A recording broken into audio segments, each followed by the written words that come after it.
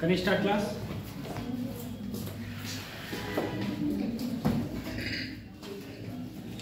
Last time हम लोग क्या पढ़ रहे थे? कैपेसिटर, है ना।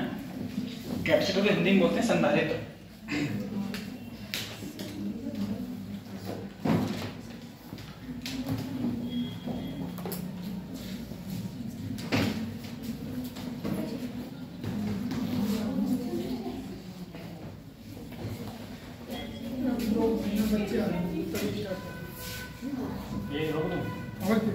अब तो टाइमिंग हो गई।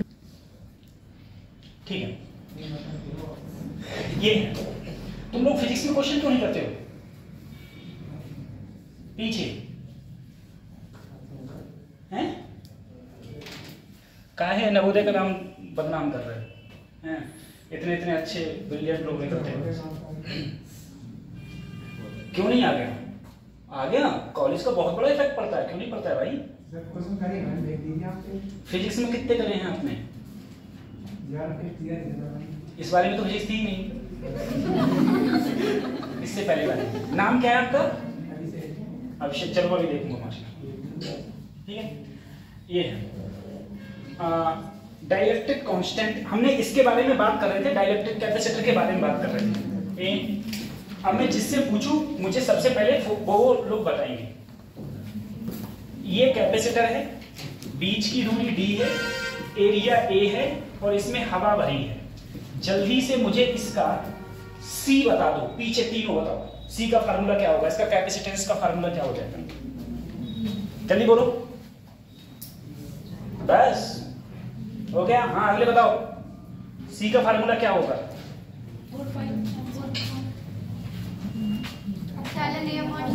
Epsilon not A upon D. Capacitance का फार्मूला ये होता है। अगर इसके पूरे में मैं k भर दूं तो k epsilon not A upon ये हो जाएगा। अगर ये k मेरा कोई मेटल हो या फिर क्या हो, कंडक्टर, तब c का वैल्यू क्या हो जाएगा? कंडक्टर के लिए k की वैल्यू इन्फिनिटी। k की वैल्यू इन्फिनिटी तो c की वैल्यू भी क्या हो जाएगी? तो मेरा कैपेसिटेंस क्या हो जाएगा? इन्फिनिटी हो जाएगा। क्या हो जाएगा? इन्फिनिटी। ठीक है, उसके बाद में बताओ, मेरे पास में कोई कैपेसिटेंस है और बीच में मैंने T मोटाई का डाइलेक्ट्रिक भर दिया। अब इसका कैपेसिटेंस का फार्मूला क्या हो जाएगा? C बराबर epsilon naught A upon B minus T plus D upon K। सीधा सही है फार्मूला हो जाएगा। अच्छा, उसके बाद में मुझे बताओ, मेरे पास एक डाइलेक्ट्रिक है और उसके ऊपर मैंने केबल और नीचे एयर है। इस क्वेश्चन को कैसे सॉल्व करेंगे हम लोग? कैसे सॉल्व करेंगे इस क्वेश्चन को? तो ऊपर का ले लेंगे अलग और नीचे का ले लेंगे अलग, और दोनों एक दूसरे से कैसे हो जाएंगे? पैरेलल। दोनों एक दूसरे से पैरेलल हो जाएंगे। लेकिन अगर मेरे पास में कोई ऐसा है कि मैंने बीच में आधे में भर दिया k और आधे में है हवा, एयर है, उस समय इसका कैपेसिटेंस का फार्मूला क्या हो जाएगा? तो ये दोनों कैसे हो जाएंगे? ये दोनों कैसे हो जाएंगे? सीरीज में। ये दोनों कैसे हो जाएंगे? सीरीज में। अगर मैं सीरीज का इक्विवेलेंट लेता हूं तो फार्मूला क्या होता है? 1/C1। ऐसे जोड़ता चला जाऊं मैं। ये कब है? जब कैपेसिटर तुम्हारे कैसे हो? सीरीज में। अगर कैपेसिटर तुम्हारे पैरेलल हो तब क्या होगा? तो इक्विवेलेंट बराबर C1 प्लस C2 प्लस ऐसे चलता चला जाएगा। मुझे बताओ, क्या कैपेसिटेंस चार्ज पर निर्भर करता है? क्या कैपेसिटेंस चार्ज पर निर्भर करता है?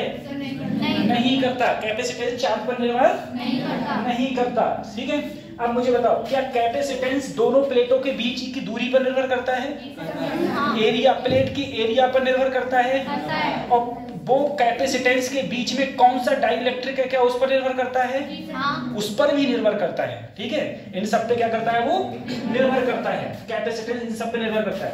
मुझे बताओ, मैंने तुमसे कहा था मेरे पास में अगर एक कोई गोल चीज है, ठीक है, गोल कंडक्टर है, अब इस गोल कंडक्टर का कैपेसिटेंस का फार्मूला क्या हो जाता है? बोलो। 4 एप्सिलॉन नॉट इनटू r। अगर मैं यहाँ पर जो रेडियस है वो मैं यहाँ पर अर्थ ले लूं, क्या ले लूं? अर्थ की रेडियस क्या होती है? 6.4 इंटू 10 की पावर 6 मीटर। तो मेरा C का वैल्यू क्या आता है? बोलो 711 माइक्रोफैरेड। 711 ये मेरा कैपेसिटेंस ऑफ अर्थ है। कैपेसिटेंस ऑफ अर्थ होता था, ठीक है, कैपेसिटेंस ऑफ अर्थ था। इससे पहले फिर मैंने कहाँ पढ़ाया था तुम लोगों के लिए? लास्ट टाइम कहाँ था? वो हाफ वाला लास्ट था। हैं? अच्छा, हाफ वाला हो गया था, ठीक। अच्छा, ये सब पढ़ा रहे थे है ना लोग, फेरेट, यूरेट, आइसोलेटेड, स्फेरिकल, ये भी पढ़ाया था, ठीक है। और पैरेलल प्लेट कैपेसिटर हो गया था। फोर्स की बात करी थी हमने पिछले लेक्चर में। जब डाइलेक्ट्रिक भर देते हैं तो कॉम्बिनेशन ऑफ कैपेसिटर, ठीक है। अब देखो, अगर तुमसे बोला जाए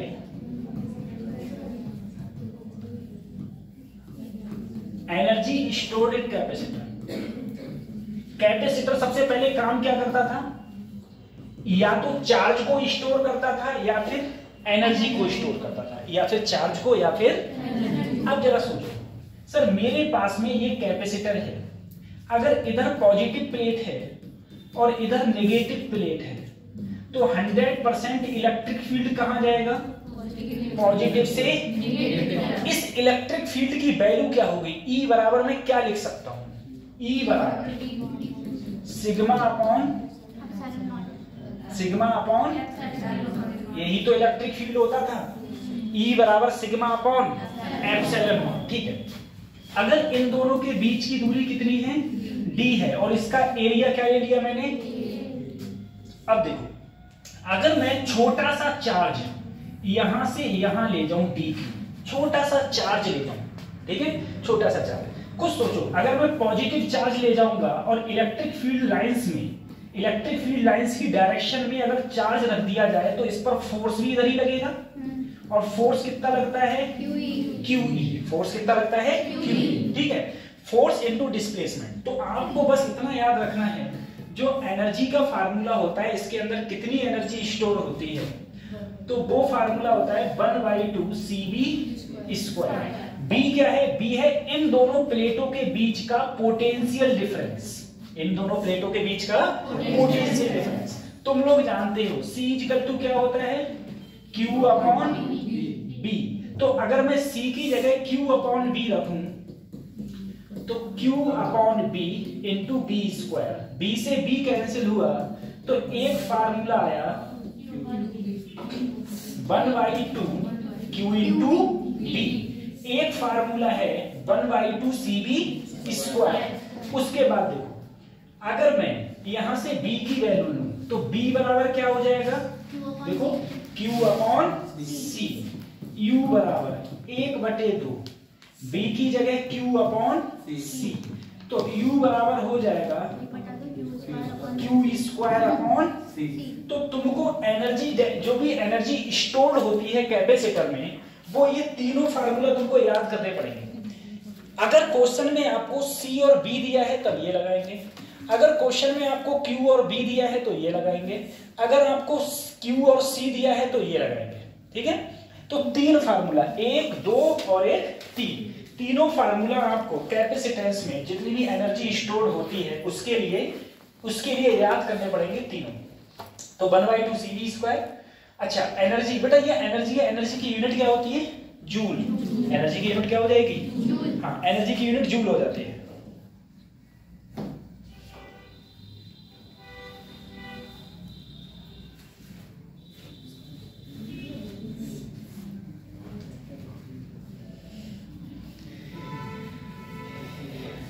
ठीक है,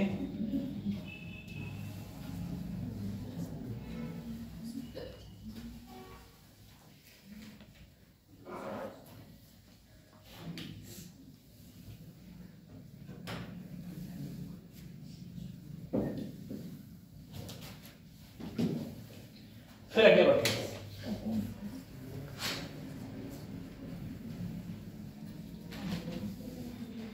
तुम लोग पता है एक गलती हो रहा है, तुम लोग पता है जैसे फार्मूला याद होते हैं, तुम लोग फार्मूला भूल जाते हो, सब फार्मूला भूल जाते हो, ठीक है। अब जैसे बिल्कुल देखो, बिल्कुल सही से बताना, इससे कल किसकी हुई है? हाँ, सैटरडे को मेरी क्लास थी। सैटरडे क्लास थी मेरी, ठीक है, सैटरडे को मेरी क्लास थी। अब तुम पीछे छैयो बताइए मुझे, छैयो लोग बताओ, यहाँ पर इस प्लेट और इस प्लेट के बीच में कितना फोर्स लग रहा है? फोर्स का फार्मूला क्या था? देखो मत, ऐसे ही बताओ। और तुम छैयो बताइए, सैटरडे को तुम्हें ये फार्मूला याद था कि नहीं था? छैयो को याद था, पूरी क्लास को ये फार्मूला याद था कि दोनों प्लेटों के बीच में कितना अट्रैक्शन फोर्स लग रहा है, लेकिन आज तुमको याद नहीं है,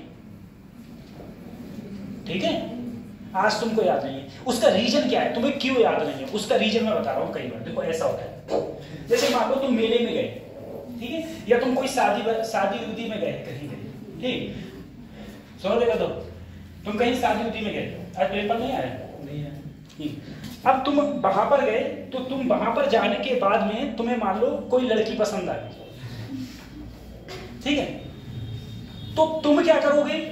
तुम उसके बारे में तुमने उस समय देखा, बार बार देखोगे, बार बार देखोगे, फिर क्या होगा? फिर तुम घर आके सोचोगे उसके बारे में, अच्छा ऐसी ऐसी बात है, फिर पूरी रात तुम सोचोगे, उसको गुजार दोगे।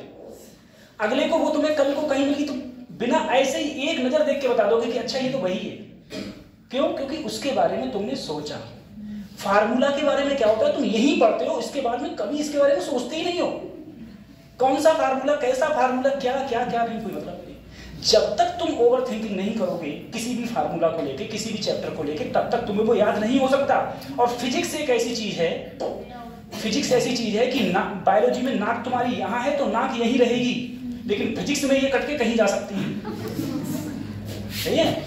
फिजिक्स के अंदर कटके कहीं जा सकती है, उल्टी भी हो सकती है, तिरछी भी हो सकती है, ठीक है, कुछ भी। तो फिजिक्स ऐसी चीज है।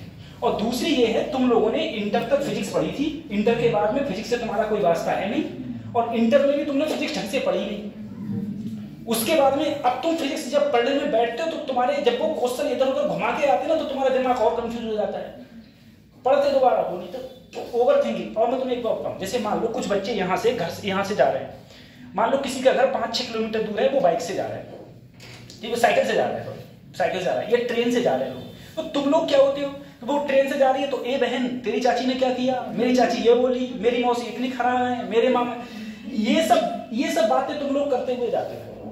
सही में ये नहीं कि जब तुम लोग पढ़ने आए हो तो आपस में यहाँ से दूर जा रहे हो तो ये बातें करो कि भाई ये फार्मूला वो फार्मूला। दूसरी बात मैं तुमको बिल्कुल सही बता रहा हूँ, जैसे मान लो तुमने यहाँ पर फार्मूला, मैंने तुम्हें यहाँ याद कराता हूँ, हर दिन फार्मूला याद कराता हूँ, ठीक है। तुम लोग साइकिल से जा रहे हो तो साइकिल में पता है, अंशु सर मुझे बताए थे, 2 प्रकार के माइंड होते हैं, एक होता है कॉन्शियस, एक होता है सबकॉन्शियस, ठीक है, 2 प्रकार के माइंड होते हैं। कॉन्शियस, अब जब हम लोग साइकिल बहुत परिपूर्ण हो चुकी है चलाने में, तो वहां पर कौन सा दिमाग काम करता है? सबकॉन्शियस दिमाग काम करता है। मतलब तुम कोई ये थोड़ा टेंशन लेते हो कि भैया पेट्रोल कैसे लगेंगे, कि साइकिल कैसे मुड़ेगी, वो अपने आप मुड़ रही होती है तुमसे आराम से।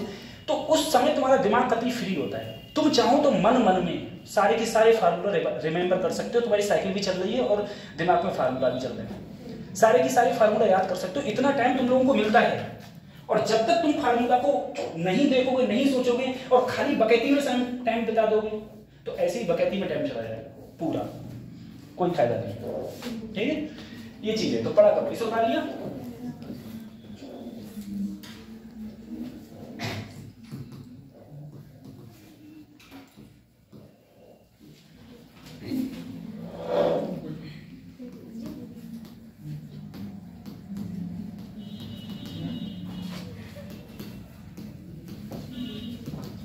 Energy density between plate.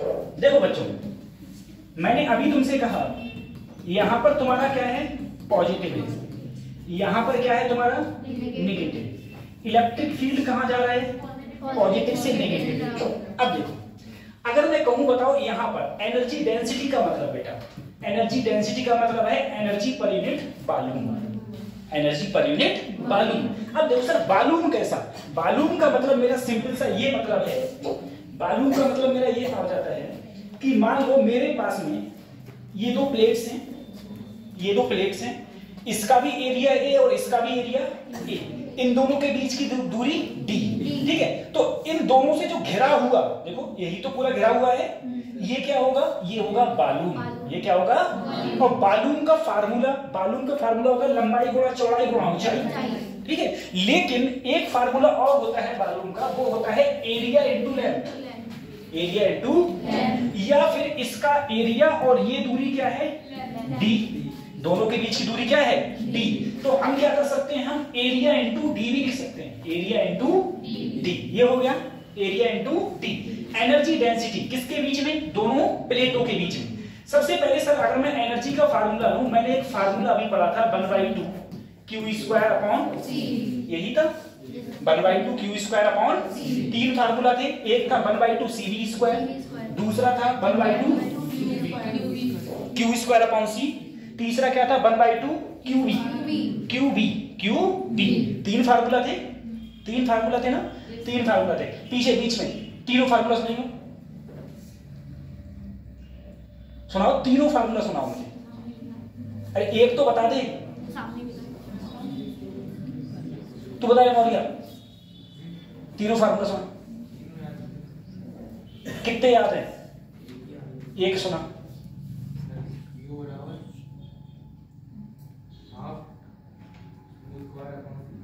Q square upon, चल ठीक है याद करो, ठीक है बेटा। देखो इन, अगर मैं इसकी कैपेसिटेंस की बात करूं, इसके बीच में कुछ नहीं है तो क्या है, एयर है, एयर है तो सी का फार्मूला हो जाएगा epsilon not A upon D, कतई कोई दिक्कत वाली नहीं है, epsilon not A upon D, ठीक है। अगर मैं क्यू की बात करूं, आप लोगों को पता है सर ये ई, ये जो ई है, ई बराबर होता है सर सिग्मा अपॉन, मैंने कहा सही तिरछी गुणा कर लो, तो सिग्मा बराबर क्या हो गया, ई इंटू एप्सिलॉन। बोले ठीक है कोई दिक्कत नहीं है। मुझे बताओ सिग्मा बराबर क्या होता है बेटा, charge per unit area, charge per unit area, charge per unit area. तो ये हो गया E into epsilon, E into epsilon, ठीक है। अब इसके बाद में देखो क्या करोगे, अगर मैं क्यू की वैल्यू निकालूं तो ई एप्सिलॉन नॉट इंटू ए, ये हो गया। ये उठा के अगर मैं यहां वैल्यू रखूं 1/2 ऐसे ही, क्यू की वैल्यू ये रखी ई एप्सिलॉन नॉट इंटू ए का स्क्वायर बटे सी की वैल्यू ये रखी एप्सिलॉन नॉट ए बटे डी। अगर इसको मैं ओपन करूं तो ये आ गया E square epsilon not square A square epsilon not A, और डी कहां जाएगा, ऊपर, डी के ऊपर गया, ठीक है। अब देखो एक एप्सिलॉन से स्क्वायर गया, एक ए से स्क्वायर गया, तो u की वैल्यू आई 1/2, एक एप्सिलॉन नॉट और एक e स्क्वायर और एक a इंटू डी। अब तुम बोले सर a इंटू डी क्या हो जाता है, बालून। तो अगर मैं यहां करूं तो u बराबर, ठीक है, u बराबर हाँ 1/2 एप्सिलॉन नॉट e स्क्वायर, यही तो आ गया, ये आ गया sir. u upon A D ये वॉल्यूम है, और u अपॉन वॉल्यूम क्या होता है, स्मॉल, जिसे हम बोलते हैं एनर्जी डेंसिटी, एनर्जी डेंसिटी, ठीक है। तो ये फार्मूला आया मेरा energy density, energy density between plate in the capacitor, ठीक है। कैपेसिटर के बीच में, जल्दी बताओ कैपेसिटर के बीच में कितनी एनर्जी डेंसिटी होती है, वो होता है 1/2 epsilon not E square, 1/2 epsilon not E square, ठीक है, ये होता है 1/2 एप्सिलॉन नॉट ई स्क्वायर। अच्छा कोई मुझे पूरी क्लास में कोई मुझे एक बात बताओ, अगर मैं इस कैपेसिटर के अंदर डाइलेक्ट्रिक भर दूं, डाइलेक्ट्रिक भर दूं, इस पूरे कैपेसिटर के अंदर अगर डाइलेक्ट्रिक भर दूं तो U कम हो जाएगा, वही रहेगा, या ज्यादा हो जाएगा। पूरे के अंदर अगर मैं डाइलेक्ट्रिक भर दूं, उतारने वाले उतारो तुम लोग, अगर पूरे के अंदर डाइलेक्ट्रिक भर दूं तो U की वैल्यू कम हो जाएगी, ज्यादा हो जाएगी, वही रहेगी, वही रहेगी। फिर से सोचो दिमाग लगाओ, वही रहेगी। आपके 50% चांस हो गए, बताओ पढ़ने वाले उतारो। मुझे बताओ बेटा, अगर एक बार बताओ C का फार्मूला ये होता है, अगर मैं इसमें डाइलेक्ट्रिक भर दूं तो K epsilon not E upon D हो जाएगा, और K एक से हमेशा क्या होता है, ज्यादा। तो इसका मतलब ये वैल्यू बढ़ जाएगी, अगर ये बड़ी, C नीचे है, ये बड़ी, तो ये क्या हो जाएगा, कम हो जाएगा। बात समझ में आई? तो जो U है वो कम हो जाएगा, ठीक है। और अगर U कम हो जाएगा तो ये भी कम हो जाएगा, जो एनर्जी डेंसिटी होगी बिटवीन प्लेट वो भी क्या हो जाएगी, कम हो जाएगी। कम हो जाएगी।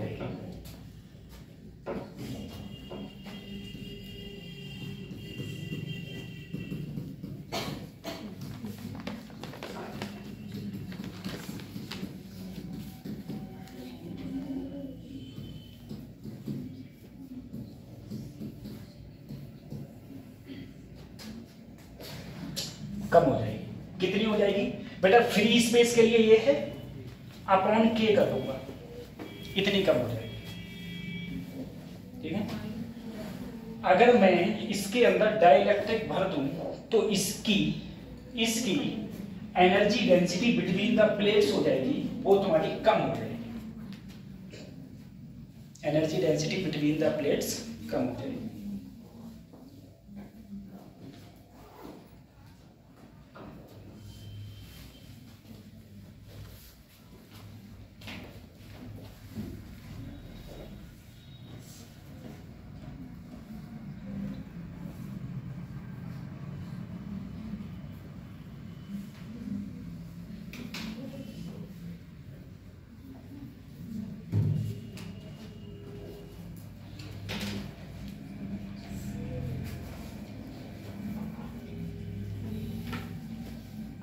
तुम लोगों का टेस्ट संडे को करवा दे रहे हैं,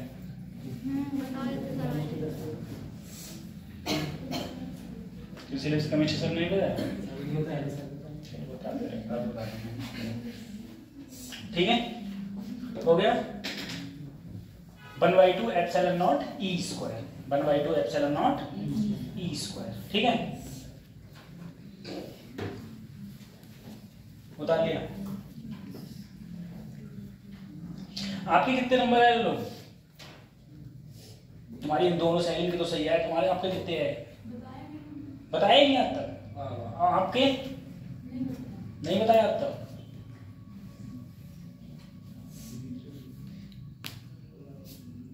बता लिया ना, ठीक।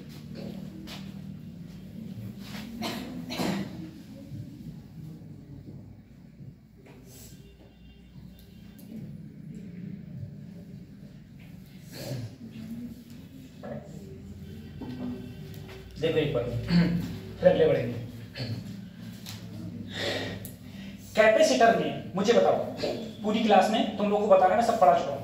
अगर ये बेटा कंडक्टर होता, ये क्या होता, तो अंदर इलेक्ट्रिक फील्ड कितना होता, अंदर इलेक्ट्रिक फील्ड कितना होता, 0। क्या होता, इसका मतलब ये है इसके अंदर जो इलेक्ट्रिक फील्ड है इधर की ओर और जो बाहर से इधर की ओर है, दोनों क्या हो जाते, बराबर, दोनों क्या हो जाते हैं, यही तो मैंने बताया था। अच्छा, मैंने ये भी कहा था के की वैल्यू कंडक्टर के लिए कितनी होती है, इन्फिनिटी। के की वैल्यू इन्फिनिटी होती है, किसके लिए, कंडक्टर के लिए, कंडक्टर के लिए इन्फिनिटी होती है। दूसरी चीज बताओ, डाइलेक्ट्रिक दो प्रकार के थे, एक था पोलर और दूसरा क्या था, नॉन पोलर। पोलर में हम लोग क्या चीज यूज करते हैं, जैसे HCl हो गया, ठीक है, HCl हो गया, वो हमारा क्या होता है, वो हमारे पोलर में आते हैं। जब इलेक्ट्रिक फील्ड नहीं रखा होता है, इलेक्ट्रिक फील्ड, तो इसकी डायरेक्शन कहीं कहीं भी हो सकती है, लेकिन जैसे ही मैं इलेक्ट्रिक फील्ड रखूंगा सारे की सारी, जैसे मैंने इसमें मैंने इलेक्ट्रिक फील्ड अगर इधर रखा है तो सारे पॉजिटिव इधर हो जाएंगे और नेगेटिव इधर की ओर हो जाएंगे, ठीक है, ये था। उसके बाद नॉन पोलर में ये हो गया। नॉन पोलर में क्या लेते हैं, जैसे हम लोग ऑक्सीजन ले लिया, हाइड्रोजन ले लिया, ठीक है, ये सब किस में आते हैं, हमारे नॉन पोलर में, ये सब नॉन पोलर में आते हैं, ठीक है। उसके बाद में डाइलेक्ट्रिक कांस्टेंट मैंने के बोला था, ठीक है। डाइलेक्ट्रिक कांस्टेंट में मुझे बताओ, अगर मेरे पास में कोई डाइलेक्ट्रिक है जो के का है, ठीक है, और इसके अंदर जो नेट इलेक्ट्रिक फील्ड है वो ई है, नेट इलेक्ट्रिक फील्ड क्या है, ई, और जो बाहर इलेक्ट्रिक फील्ड है स्पेस में वो कितना है, ई नॉट। तो ई नॉट, ई और के का क्या संबंध होता है, ई बराबर ई नॉट अपॉन के, ई बराबर ई नॉट अपॉन के, ठीक है। ये इसके अंदर क्या आता था, मेरा रिलेशन आता था, ठीक। तभी मैंने कहा था बेटा अगर टी मोटाई का है तो इसका ये पूरी दूरी डी है, तभी मैंने कहा था जो पोटेंशियल हो जाएगा वो E not D minus T plus E into T, और ई की जगह मैंने क्या रखा था, ई नॉट अपॉन के रखा था, ई नॉट अपॉन के रखा था। अच्छा उसके बाद बताओ कैपेसिटर क्या करता है हमारा, हमेशा चार्ज को क्या करने का करता है, स्टोर करने का काम करता है। ठीक है, कैपेसिटर की यूनिट क्या होती है, फैराडे, सीधा फैराडे। एक फैराडे होता है 1 कूलम पर वोल्ट। ये स्फेरिकल आ गया। ठीक है, कोई भी अर्थ है मेरी, अर्थ क्या है, स्फेरिकल, अर्थ स्फेरिकल है। अगर अर्थ स्फेरिकल है तो इसका भी कैपेसिटेंस का फार्मूला था, ठीक, वो मैंने बता दिया 4 pi epsilon naught into r, 711 micro farad. ये भी पोटेंशियल। बेटा इसमें से देखो अगर क्वेश्चन पूछेगा ना, मैंने तुम्हें बहुत क्वेश्चन कराए हैं, ऐसे क्वेश्चन पूछ लेगा कि बताओ कोई कंसेंट्रिक है, ठीक है, कैसा है, कंसेंट्रिक, ऐसे क्वेश्चन बहुत कराए थे मैंने। और मैंने कहा था मुझे कहीं पर भी क्या निकाल देना है तुमको, पोटेंशियल, कहीं पर भी पोटेंशियल मैंने तुम्हें निकलवाया था। पोटेंशियल भी पूछा जा सकता है, ऐसे ही कहीं पर इलेक्ट्रिक फील्ड भी पूछा जा सकता है। मैंने तुम्हें इलेक्ट्रिक वोल्ट भी करवाए थे और तुम्हें पोटेंशियल भी निकलवाए थे, तुम सब लोगों ने क्लास में ही निकाले थे। उसके बाद हाँ, C equal to epsilon naught A upon D, दोनों के बीच में कितना फोर्स लगेगा, 1/2 epsilon naught AE square, AE square, E तुम्हारा इलेक्ट्रिक फील्ड आ जाता है, ठीक, ये लगेगा। फिर पार्शियली फील्ड हो, इसके बारे में बताया था। और कैपेसिटर मैंने बताया था तुम्हारे सीरीज होते हैं, तो सीरीज के लिए अलग था, पैरेलल के लिए अलग था। अगर कैपेसिटेंस सीरीज में है तो क्या सेम रहेगा उनके ऊपर, कैपेसिटेंस अगर सीरीज में है तो क्या सेम रहेगा, कैपेसिटेंस अगर सीरीज में है तो क्या सेम रहेगा, बोलो, चार्ज सेम रहेगा। क्या सेम रहेगा, कैपेसिटेंस सीरीज में है तो चार्ज सेम रहेगा, और कैपेसिटेंस अगर पैरेलल में है तो पोटेंशियल सेम रहेगा। क्या सेम रहेगा, पोटेंशियल सेम रहेगा। और बेटा मैंने क्वेश्चन भी तुम्हें कराए थे, चार्ज के भी क्वेश्चन करवाए थे, पोटेंशियल के भी क्वेश्चन कराए थे, उससे बाहर क्वेश्चन नहीं जाएगा। जो चार्ज और पोटेंशियल के करवाए थे उस टाइप से क्वेश्चन पूछा जाता है। मैंने हर एक पर अलग अलग चार्ज भी निकलवाया था, हर एक पर अलग अलग पोटेंशियल भी निकलवाया था, उससे बाहर नहीं जाने वाला, उससे बाहर नहीं जाने वाला, ठीक है। अब देखो अगला चैप्टर है तुम्हारा करंट इलेक्ट्रिसिटी, ठीक है, बहुत अच्छा चैप्टर है। इससे पहले जो मैंने अभी तक बात करी थी उसमें मैं बात कर रहा था बेटा, उसमें मैं बात कर रहा था इलेक्ट्रिक चार्ज की भी बात थी, लेकिन वहां पर था वो यूनिट का नाम था इलेक्ट्रोस्टैटिक्स। उस पूरे की पूरी यूनिट में जो चार्ज था वो स्टैटिक मतलब रुका हुआ था। चार्ज क्या था, रुका हुआ। अब चार्ज तुम्हारा भागेगा, ठीक है, चार्ज भागेगा तो तुम्हारा क्या प्रोड्यूस होगा, करंट प्रोड्यूस होगा। चार्ज दौड़ेगा तो तुम्हारा करंट प्रोड्यूस होगा। सबसे पहले हम लोग करंट के बारे में कुछ ज्ञान प्राप्त करते हैं, कुछ करंट के बारे में बात करते हैं, ठीक है। तुम लोगों ने एक चीज देखी है, देखो मैंने मान लो तो एक मैंने कोई वायर ले लिया, बच्चों जरा सोचना और बताना, एक वायर ले लिया। अगर ये कोई कंडक्टिंग वायर है तो कंडक्टिंग वायर के अंदर, कंडक्टिंग वायर के अंदर नंबर ऑफ फ्री इलेक्ट्रॉन्स होते हैं, number of free electron. Conducting wire के अंदर नंबर ऑफ फ्री इलेक्ट्रॉन्स होते हैं। इंसुलेटर जो होता है उसमें फ्री इलेक्ट्रॉन्स इलेक्ट्रॉन होते हैं, फ्री इलेक्ट्रॉन्स होते हैं बहुत कम, बहुत कम, इतने कम कि करंट फ्लो नहीं होता है, ठीक है। इसी होते हैं लेकिन बहुत कम होते हैं, बहुत कम होते हैं। इसमें नंबर ऑफ फ्री इलेक्ट्रॉन्स बहुत होते हैं, ठीक है। लगभग कंडक्टर में बोले जाते हैं 10⁻28 पर मीटर क्यूब। 1 मीटर क्यूब में 10⁻28, 10⁻28 पता क्या होगा, तुम लोग संख्या भूल जाओगे, इतना हो गया 1 मीटर क्यूब आयरन में अगर ले लिया जाए तो। अब इनमें एक चीज देखो, सबसे पहले इसके अंदर जो भी फ्री इलेक्ट्रॉन्स थे वे आराम से अपनी मस्ती से इधर उधर घूम रहे थे, कोई मतलब नहीं था किसी प्रकार से, ठीक है, इधर उधर घूम रहे थे आराम से, कोई दिक्कत नहीं। लेकिन जैसे ही तुमने इस कंडक्टर के अंदर इसको बैटरी से मिला दिया, बैटरी से मिला दिया, ठीक है, बैटरी का इधर वाला टर्मिनल क्या है, पॉजिटिव, इधर वाला टर्मिनल क्या है। अब देखो जितने भी इलेक्ट्रॉन होंगे, तुम बचपन से पढ़ते आए हो कि इलेक्ट्रॉन हमेशा और हमेशा नेगेटिव से कहां भागेंगे, पॉजिटिव की ओर। इलेक्ट्रॉन अगर इधर भागेंगे, तुम्हें पता है इलेक्ट्रॉन के अपोजिट डायरेक्शन में क्या भागता है, करंट। तो करंट तुम्हारा कहां भागेगा, इधर। एक बात और याद रखना, करंट हमेशा पॉजिटिव टर्मिनल से निकलेगा। करंट किससे निकलता है, पॉजिटिव। करंट पॉजिटिव टर्मिनल से निकलता है और नेगेटिव टर्मिनल की ओर पहुंचता है। इलेक्ट्रॉन जो होते हैं, इलेक्ट्रॉन वो नेगेटिव टर्मिनल से चलते हैं और कहां भागते हैं? पॉजिटिव टर्मिनल की ओर। ठीक है, ऐसे जाते हैं। ये तुमने बचपन से पढ़ी है। तो अब मुझे एक बार बताओ बेटा, किसी भी वायर में इलेक्ट्रॉन से, वायर में क्या है? इलेक्ट्रॉन, वो इलेक्ट्रॉन नेगेटिव से भागे और कहां आ गए? पॉजिटिव पर। ऐसे इलेक्ट्रॉन भागते रहेंगे भागते रहेंगे भागते रहेंगे, तो एक दिन इसमें इलेक्ट्रॉन खत्म नहीं हो जाएंगे?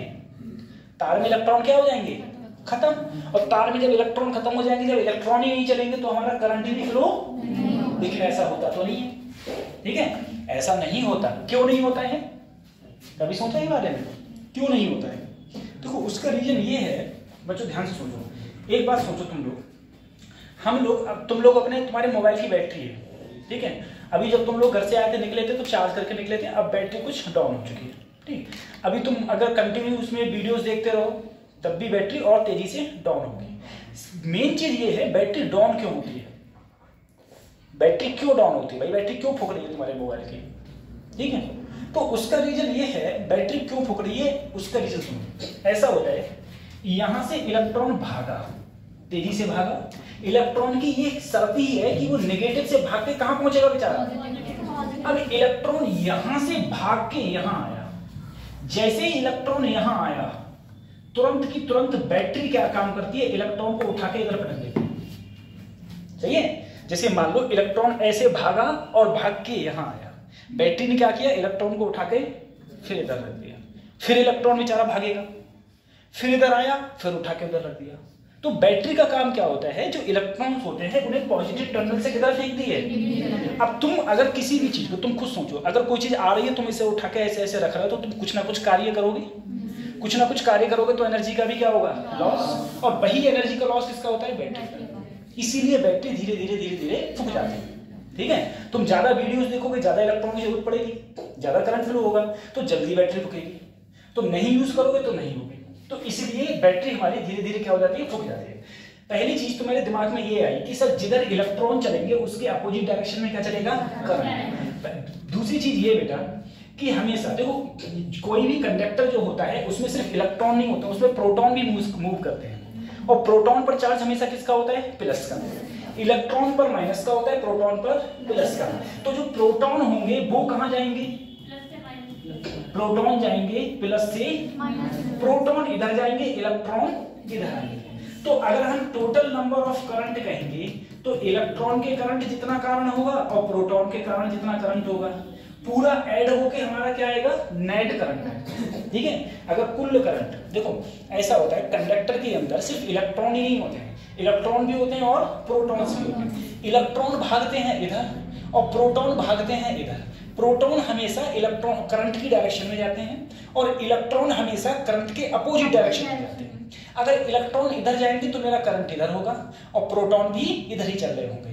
तो जितने प्रोटॉन के कारण जितना करंट फ्लो होगा वो Ip, इलेक्ट्रॉन के जितना कारण जितना करंट होगा वो Ip, और I बराबर क्या हो जाएगा? IE plus Ip। हम जितने भी अब करंट इलेक्ट्रिसिटी में बात करेंगे वो प्रोटॉन्स की बात नहीं करेंगे, हम सिर्फ किसकी बात करेंगे? इलेक्ट्रॉन्स की।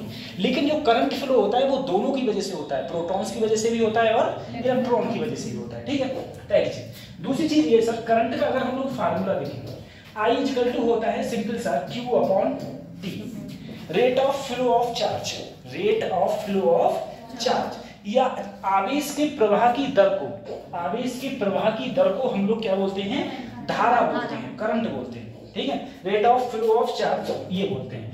अगर हम यहाँ पर छोटा सा चार्ज ले लें तो dq अपॉन dt, I बराबर dq अपॉन dt, ये भी हमारा क्या आ जाएगा? करंट ही है। ठीक है, I बराबर dq अपॉन dt। तुम लोग एक बात जानते हो कि Q किसके बराबर होता है? Ne के। Q किसके बराबर होता है? इलेक्ट्रोस्टैटिक्स में हम लोग सबसे पहले पढ़े थे। अगर मैं I बराबर लिखूं तो मैं ऐसे भी लिख सकता हूं, I बराबर Ne बटे T।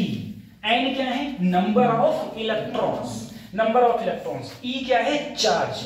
और E की वैल्यू हमेशा कितनी होती है? 1.6 इंटू 10 की power minus 19। Minus 19 upon T, D क्या हो गया तुम्हारा समय हो गया, ठीक है। तो ये I बराबर NE अपॉन टी और I बराबर DQ अपॉन DT। देखो अगर छोटा सा चार्ज होगा और छोटा सा समय होगा तो तुम्हारा क्या हो जाएगा DQ अपॉन DT, और वैसे I बराबर NE अपॉन टी, I बराबर NE अपॉन टी ये आ जाता है, ठीक है। इसे उठाना फिर इससे क्वेश्चन देख रहे हैं। इलेक्ट्रिक करंट I बराबर Q upon T electric current ये, और करंट के बारे में कुछ नॉलेज है? सही है, ठीक ठीक।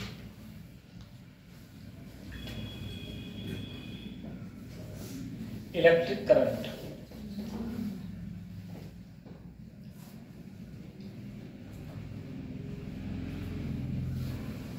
एक बात और याद रखना बेटा, करंट हमेशा जो करंट है ना वो स्केलर क्वांटिटी है। स्केलर मतलब सदिश, अदिश, अदिश कैसी है? अदिश है। स्केलर हमें ये कैसी है? हमेशा अदिश। मुझे एक बार बताओ बेटा, स्केलर क्वांटिटीज कौन सी होती हैं? वेक्टर क्वांटिटीज कौन सी होती हैं? वेक्टर क्वांटिटीज कौन सी होती हैं? जिनकी डायरेक्शन, जिनकी क्या इलेक्ट्रॉन की डायरेक्शन नहीं है? तो ये फिर क्यों नहीं है? इलेक्ट्रॉन की भी तो डायरेक्शन है। इलेक्ट्रॉन तुम सबको पता है हमेशा नेगेटिव से कहां जाएगा? पॉजिटिव की ओर। अब नेगेटिव से पॉजिटिव की ओर जाएगा तो इसकी ये फिर वेक्टर क्वांटिटी क्यों नहीं है?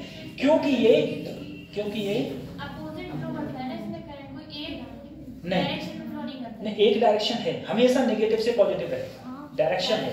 नेगेटिव से हमेशा क्या रहेगा बेटा? पॉजिटिव। लेकिन इसमें बस एक कमी ये है कि ये वेक्टर एडिशन को फॉलो नहीं करता है। किसको? अब मैं बताऊं, देखो वेक्टर एडिशन क्या है। तुमने पढ़ा है कि अगर इधर फोर्स एक F लग रहा है और दूसरा फोर्स इधर लग रहा है F, या F1 और F2, बीच का कोण कितना है? थीटा। तो नेट फोर्स के लिए मैंने फार्मूला लिखवाया है √F1 square plus F2 square plus 2F1 F2 into, सही है। ये वेक्टर एडिशन है। क्या है? वेक्टर। लेकिन यदि सोचो करंट इधर हो I1 और इधर करंट हो, तो इधर जो करंट होगा वो I बराबर I1 प्लस I2 होगा।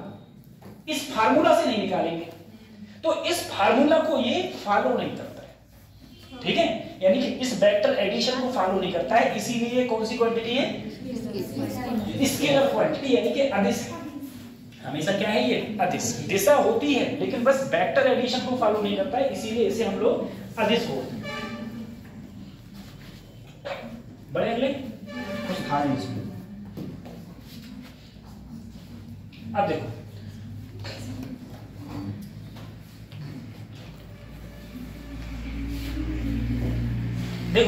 बेटा, करंट हमेशा, देखो मैंने इसमें दिखाया है, यहां पर क्या है बेटा? Positive charge. तो पॉजिटिव की डायरेक्शन में ही तो करंट है। पॉजिटिव की डायरेक्शन में क्या है? करंट। और नेगेटिव है इधर, तो नेगेटिव के अपोजिट डायरेक्शन में क्या है? ठीक है, यानी कि इलेक्ट्रॉन के अपोजिट डायरेक्शन में करंट है और प्रोटॉन की डायरेक्शन में हमेशा करंट फ्लो होता है, ठीक है। अच्छा, इसने कहा है the direction of flow of positive charge given the direction of current. जिधर पॉजिटिव चार्ज फ्लो होता है वही हमारी करंट की क्या होती है? डायरेक्शन। दिस इज कॉल्ड, क्या बोलते हैं? Conventional current. उसे हम क्या बोलेंगे? कन्वेंशनल करंट बोलते हैं, ठीक है। The direction of flow of electron gives the direction of electronic current, ठीक है। इलेक्ट्रॉन्स जिस डायरेक्शन में फ्लो होते हैं उसके डायरेक्शन को हम लोग क्या बोलते हैं? इलेक्ट्रॉनिक करंट बोलते हैं। बेसिकली इलेक्ट्रॉन जिधर फ्लो होते हैं उसकी डायरेक्शन क्या बोलते हैं? Electronic current. The direction of electronic current is opposite to the conventional current, ठीक है। एक बात है सर, एक देखो बेटा, पॉजिटिव जिधर फ्लो होगा उधर ही करंट फ्लो होगा, और इसके इधर जो करंट फ्लो होता है इसको हम लोग क्या बोलते हैं? Conventional current. क्या बोलेंगे? और इलेक्ट्रॉन जिधर फ्लो होता है, इलेक्ट्रॉन जिधर फ्लो होता है, अगर हम इधर की डायरेक्शन में तो इधर की डायरेक्शन में जो करंट होता है उसे हम लोग क्या बोलेंगे? Electronics current. क्या बोलेंगे? इलेक्ट्रॉनिक। और इलेक्ट्रॉनिक करंट और कन्वेंशनल करंट दोनों एक दूसरे के कैसे होते हैं? अपोजिट, दोनों अपोजिट, ठीक है। इलेक्ट्रॉन जिधर फ्लो होंगे उस डायरेक्शन के अगर करंट लोगे तो उसे क्या बोलेंगे? इलेक्ट्रॉनिक्स करंट बोलेंगे। और जिधर जिधर प्रोटॉन फ्लो होते हैं उसे क्या बोल देते हैं हम लोग? कन्वेंशनल करंट, उसे कन्वेंशनल करंट बोलते हैं, ठीक है। और ये दोनों एक दूसरे के कैसे रहते हैं? अपोजिट रहते हैं, ये दोनों एक दूसरे के अपोजिट रहते हैं। अब देखो एक बात समझो, अभी तुम लोग बोले थे मुझसे, अभी तुम लोग मुझसे बोले सर I इक्वल टू क्या होता है? Q upon T। और बेटा 1/T, अगर मैं एक रिवॉल्यूशन कराऊं, क्या कराऊं? एक रिवॉल्यूशन। किसका रिवॉल्यूशन? पहले ये देखो, मैंने तुमसे कहा मान लो मेरे पास में कोई सर्कुलर पाथ है, ये सर्कुलर पाथ है, इसकी रेडियस R है। तुम्हें पता है अगर कोई बंदा एक सर्कल कंप्लीट करता है, एक सर्कल कंप्लीट, तो एक सर्कल कंप्लीट में जो समय लगता है उसे हम क्या बोलते हैं? कैपिटल T, जिसे टाइम पीरियड बोलते हैं। क्या बोलते हैं? टाइम पीरियड, टाइम पीरियड बोलते हैं। और तुम्हें पता है ऐसे 1/T ही हमारा क्या कहलाता है? फ्रीक्वेंसी। 1/T क्या कहलाएगा? फ्रीक्वेंसी। अगर बेसिक फॉर्म में मुझे फ्रीक्वेंसी को डिफाइन करना हो, फ्रीक्वेंसी के बारे में बताना हो, तो फ्रीक्वेंसी क्या होती है? Total number of revolution in 1 second. एक सेकंड में जितने नंबर ऑफ रिवॉल्यूशन होते हैं उसे हम क्या बोलते हैं? फ्रीक्वेंसी होती है। जैसे मान लो एक बंदा है, वो एक सेकंड में 10 चक्कर लगा रहा है, तो उसकी फ्रीक्वेंसी कितनी है? 10 हर्ट्ज।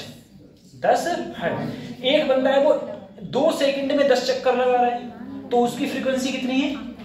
5 हर्ट्ज। अरे 2 सेकंड में कितना लगा रहा है? 10, तो 1 सेकंड में 5, तो क्या होगी? 5 हर्ट्ज। 1 सेकंड में लगाए गए चक्रों की संख्या क्या कहलाती है? फ्रीक्वेंसी कहलाती है। तो अगर मैं एक रिवॉल्यूशन के लिए देखूं, तो एक रिवॉल्यूशन के लिए, एक रिवॉल्यूशन में अगर समय t लगा, तो मैं इसे क्या बोल सकता हूं? Q 1/T को क्या बोल दूंगा? फ्रीक्वेंसी। क्या बोल दिया? फ्रीक्वेंसी, ठीक है।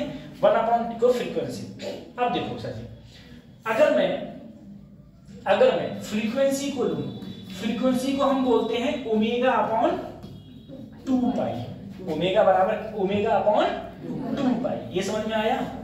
फ्रीक्वेंसी बराबर ω/2π कहां से आ गया?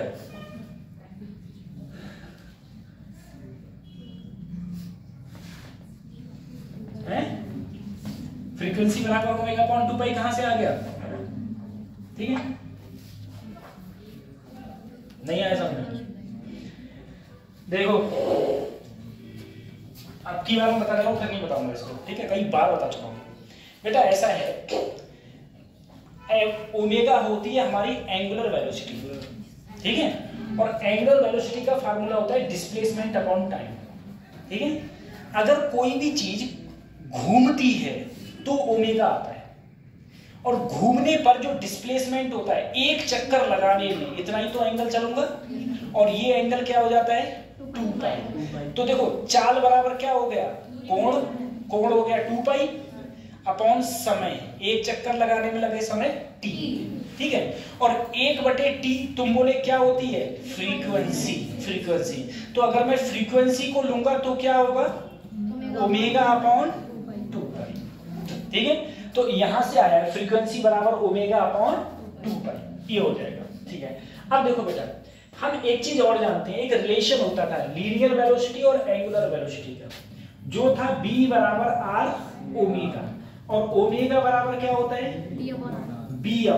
ओमेगा बराबर b/r। अगर मैं यहां से ओमेगा की वैल्यू रखूं तो b/2π, ठीक है। ये भी आ सकता है फ्रीक्वेंसी की जगह, ठीक है। फ्रीक्वेंसी की जगह क्या आ जाएगा? b/2π, ठीक है। ओमेगा की मैंने वैल्यू, यहां पर क्या है? यहां पर ओमेगा की वैल्यू रखी है b/r, तो मेरा ये फार्मूला आ गया यहां से, qb/2π है, qb/2π। अगर कोई भी चीज सर्कुलर मोशन में मूव कर रही है, उसकी तुम्हें वेलोसिटी पता है, तो तुम ये बता सकते हो कि इसका करंट, इसमें करंट कितना फ्लो होगा, इसमें करंट कितना फ्लो होगा, ठीक है। और ये पूछने की संभावना ज्यादा है, पूछने की संभावना ज्यादा है। देखो ये सब कुछ तो लिखा हुआ है, मैं आपको बताऊं, देखो क्वेश्चन कैसे पूछेगा बच्चों। क्वेश्चन ये कहेगा कि मेरे पास में एक इलेक्ट्रॉन है, और वो इलेक्ट्रॉन ऐसे गोलीय पथ में रोटेशन कर रहा है, और त्रिज्या क्या है उसकी? r। तो कहेगा बताओ इसके कारण कितना करंट फ्लो होगा, कितना करंट फ्लो होगा। इसकी अगर उसने वेलोसिटी दे दी तो I बराबर क्या हो जाएगा? qb/2πr, qb/2πr, ठीक है। इतना करंट फ्लो हो जाएगा, इतना करंट फ्लो होगा। अगर कोई भी इलेक्ट्रॉन चारों ओर मूव कर रहा है तब, बस अंतर इतना है, अगर एक इलेक्ट्रॉन मूव कर रहा है तो Q की जगह E आ जाएगा, क्योंकि चार्ज किसके बराबर होगा, E के बराबर। ठीक है, तो तुम्हारा EV/2πr हो जाएगा, EV/2πr। ठीक है,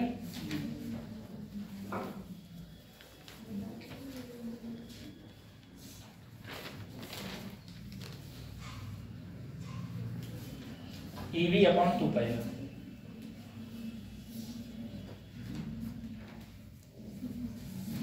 क्वेश्चन ऐसे उठाए जाते हैं कि बताओ अगर एक कोई भी चार्ज है वो रिवॉल्यूशन कर रहा है किसी भी चारों ओर, अगर रेडियस से रिवॉल्यूशन कर रहा है तो बताओ उसका करंट कितना हो जाएगा, तो EV/2πr सीधा ये हो जाएगा।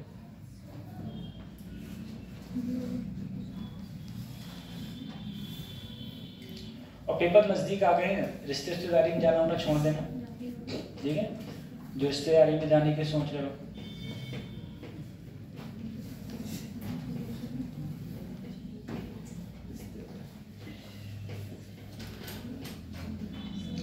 हो गया। अब एक बात मुझे कोई बताए,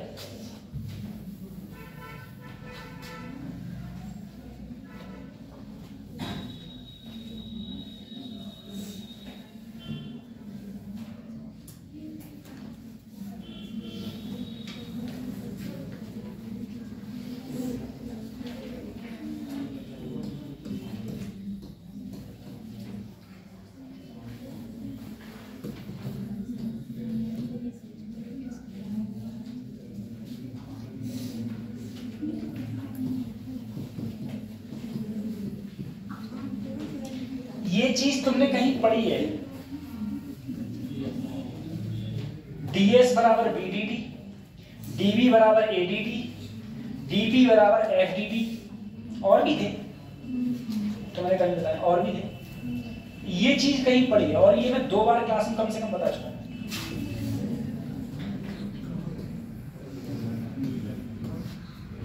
ठीक है, अब मैं तुमको बता रहा हूं तुमने ये कहां पढ़ा है। हाँ, बपोरेज ने तो पढ़ा। ये क्या कैसे दिखाता है, क्या दिखाता है क्या? देखो एक बात समझो सर, हाँ सही बोला सर, अगर वेलोसिटी और टाइम का ग्राफ हो तो उसके नीचे का एरिया क्या दिखाएगा, डिस्प्लेसमेंट। अगर सर एक्सेलरेशन और टाइम का ग्राफ हो तो उसके नीचे का एरिया क्या दिखाएगा, वेलोसिटी।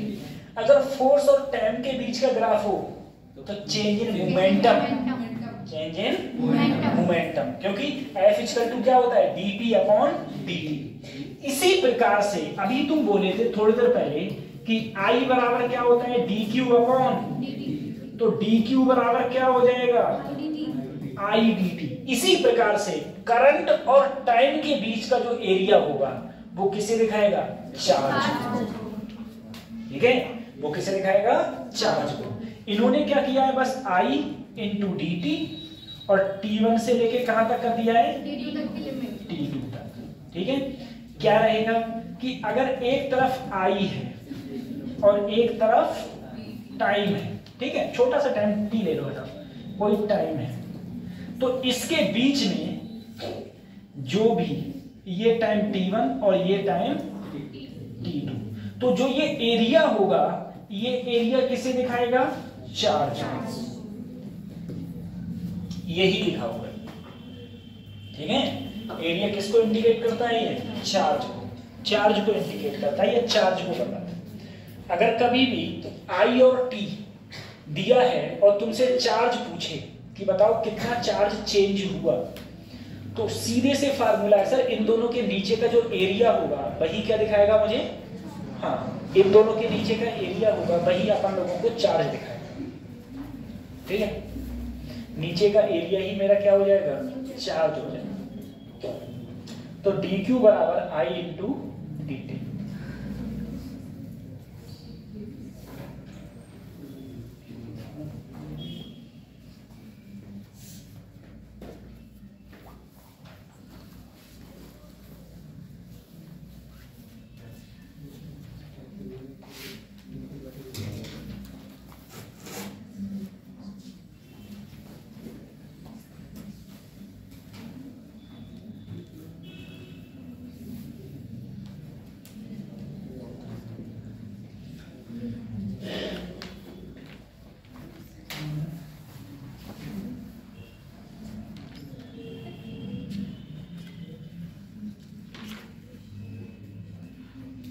अगले बढ़े।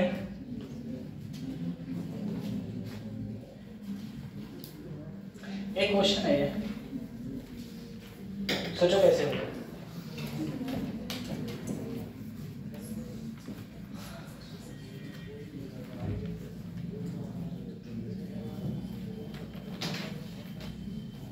कैसे होगा ये क्वेश्चन?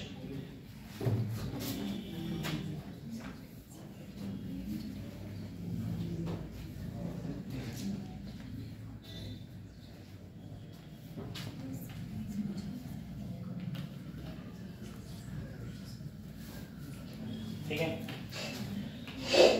देखो कितने इलेक्ट्रॉन है?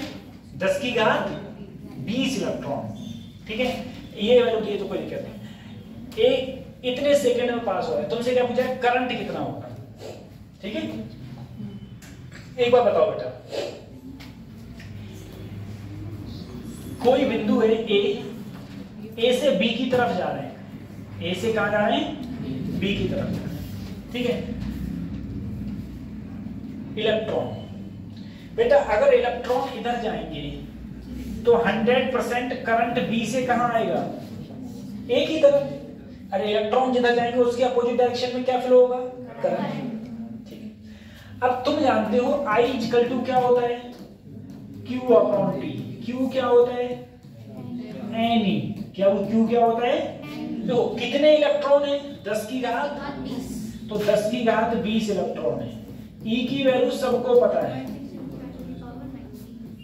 ठीक है, -19, यही तो होता है। समय कितना दे रखा है? 0.1। 0. बेटा पॉइंट से पॉइंट गया, पॉइंट से पॉइंट गया। 10 की घात 20, ये 10 की घात 19। गुणा करोगे तो कितना आएगा? अरे 20 में से 19 घटाओ तो एक ही तो बचेगा, यानी कि कितना एम्पियर आ गया? 160 एम्पियर। ठीक है, कितना करंट फ्लो होगा? 160 एम्पियर। और करंट की डायरेक्शन क्या होगी? बी से।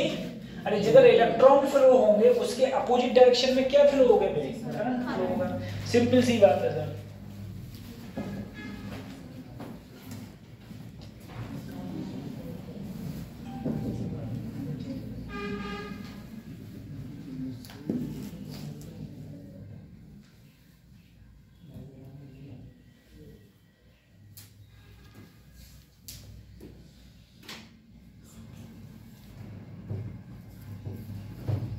हो गया?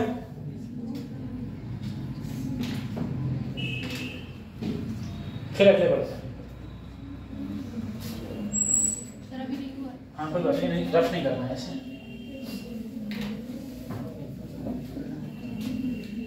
ये करना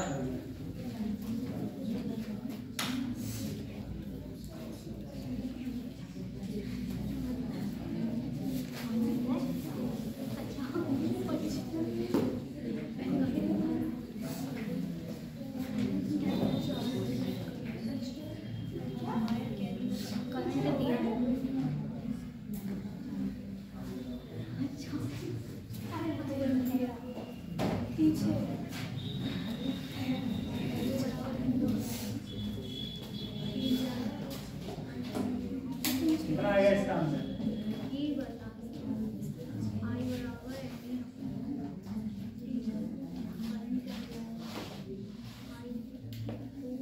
ठीक है, अब देखो सबसे पहले इस क्वेश्चन में कहा गया है, इसे रफ कर दूं। अब इस क्वेश्चन में कहा गया है कितना करंट है?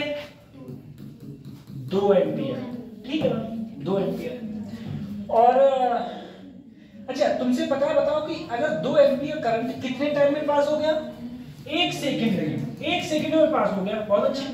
और तुमसे क्या पूछा है? कितने इलेक्ट्रॉन पास हुए होंगे? कितने इलेक्ट्रॉन? तो इलेक्ट्रॉन कितने पास हुए होंगे उसके लिए पहले मैं क्या निकालूं? Q निकालूं। क्या निकालूं? अब तुम जानते हो I बराबर क्या होता है? Q upon T। Q बराबर IT। I की वैल्यू 2, टाइम की वैल्यू 1। तो कितने कूलाम चार्ज पास हुआ? 2 कूलाम चार्ज। 1 सेकंड में कितने कूलाम पास हुआ? 2। अगर 2 कूलाम पास हुआ 1 सेकंड में, अब Q बराबर क्या होता है? Ne। तो N बराबर चार्ज 2 है, ई की वैल्यू बेटा 1.6 इंटू 10 की पावर माइनस, ठीक है। अगर नीचे से ये ऊपर जाएगा तो क्या हो जाएगा, 2 गुणा 10 की घात 20 और नीचे क्या बचा 1.6। ज्यादा करो सर तो यहाँ सॉरी 19 ऊपर जाके प्लस 19 हो जाएगा ना। अच्छा बेटा अगर मैं यहाँ 20 कर दूं तो यहाँ क्या करना पड़ेगा 18। तो सर जी 2 से काट लो या 19 ही रहने देते तब 20 कर देते।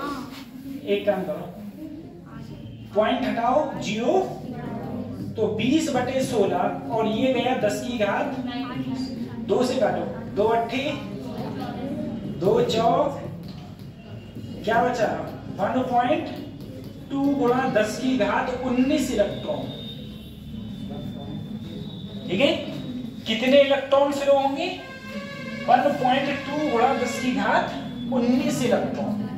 क्या करा क्वेश्चन में पहले क्या निकाल लिया Q और Q बराबर क्या रख दिया n निकाल लिया। n क्या हो गया Q/E उससे क्या आ गया 1.2 इंटू 10 की पावर 19 इलेक्ट्रॉन। ठीक है ऐसे ये निकालना था।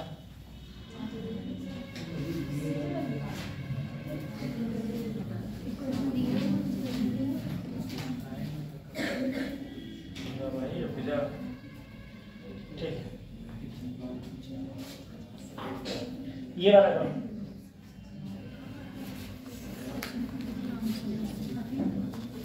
एक मुझे इक्वेशन दी है और मुझसे पूछा है करंट क्या होगा।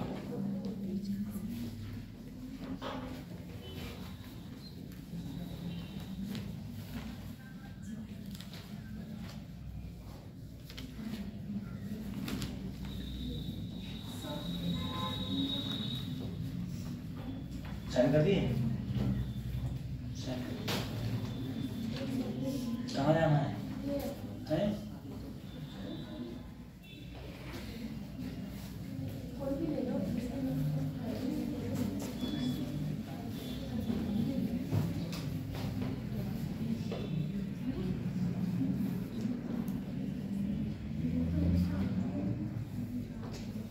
उतार लिया। कैसे होगा क्वेश्चन Q बराबर तुमको दिया है और तुमसे क्या पूछा है करंट पूछा है। कैसे होगा देखो तो तुम लोग जानते हो I बराबर क्या होता है BQ अपॉन तो D/dt ऐसे ही Q की जगह रख दिया बीटा T माइनस अरे यही तो है Q की जगह यही तो वैल्यू रख दी। अब देखो बेटा T के ऊपर कुछ नहीं है तो क्या है 1।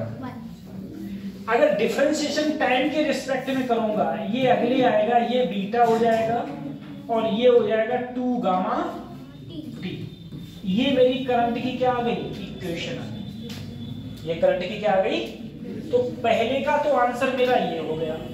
ए यहां से ये कैसे आ गया ये कितनों के समझ में नहीं आया बताओ बता दूंगा।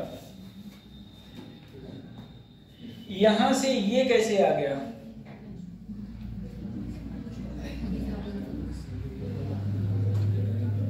डिफरेंशिएशन है ये टाइम के रिस्पेक्ट।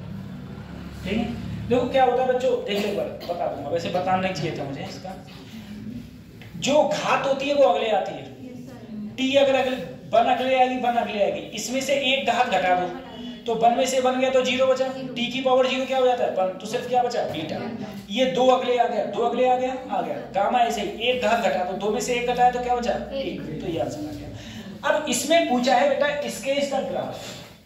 मुझे ग्राफ ही बताओ किसके रूप में ग्राफ बताओ एक तरफ आई हो और एक तरफ टी हो ये पूछा है ऐसे ग्राफ। अब देखो इक्वेशन मुझे ये पता है आई और टी की यही तो इक्वेशन है आई और टी की है।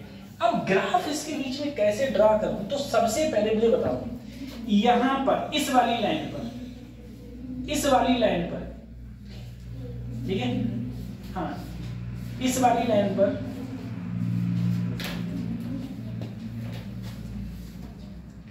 इस पूरी लाइन पर क्या 0 होगा टी 0 इस पूरी लाइन पर क्या जीरो होगा? टी।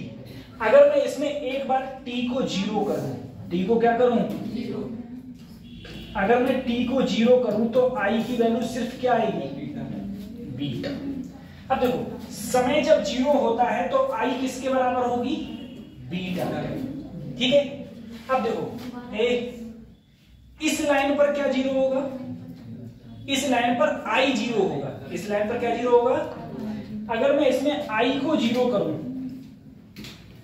आई को जीरो करूं तो टी बराबर होगा बीटा अपॉन 2 गामा। 2 गामा तो ये हो जाएगा बीटा अपॉन 2 गामा। ठीक है। अब देखो आई और टी में अगर तुम रिलेशन देखोगे तो यहां भी घात 1 और यहां भी घात, अगर घात 1 है तो यहां पर एक सीधी रेखा खींचेगी। ये ग्राफ आ गया। ये देखो ये वाई एक्सिस और ये एक्स एक्सिस पर क्या जीरो होता है? वाई। और वाई एक्सिस पर क्या जीरो होता है? एक्स। ठीक है। ये तो 5वें छठे की बात है। तो इसी प्रकार से मैंने कहा टी पर क्या जीरो होगा? आई। और आई पर क्या जीरो होगा? जीरो होगा। मैंने फटाफट वैल्यू रखी, एक मान यहां निकाल लिया, एक मान यहां निकाल दिया, सीधी रेखा खींच दी, बस यही मेरा ग्राफ है। ये ग्राफ आ गया। Amount of charge flow in time T.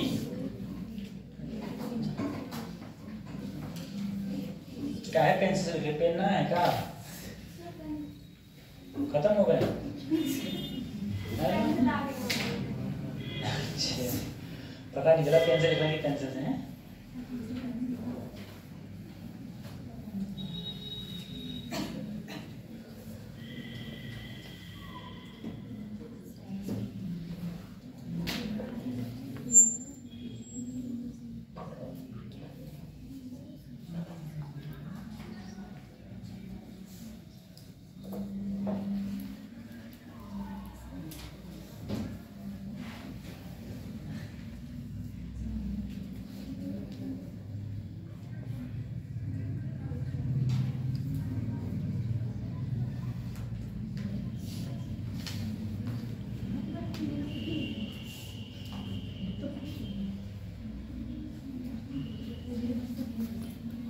बढ़ेंगे।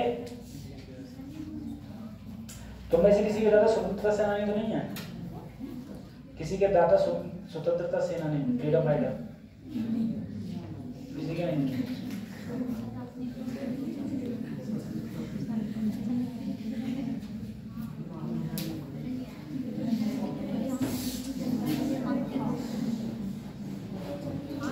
क्योंकि स्वतंत्रता सेनानी जिसके दादा होते हैं उसे 150 नंबर पे एमबीबीएस मिल जाता है। गवर्नमेंट और जिसके 200 नंबर आ जाते हैं वो तो ये चूज करे कि कौन सा कॉलेज लेना है। सर क्या बोले? तू कर रहे क्या?